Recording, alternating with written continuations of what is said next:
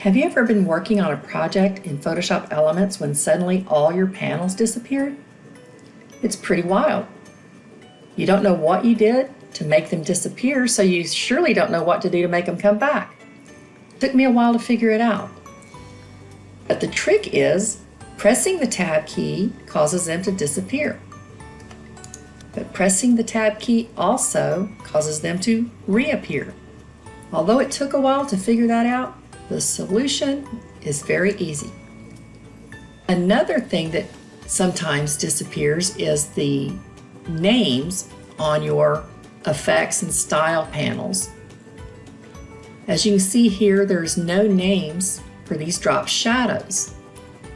If you hover over the drop shadow, the name does appear.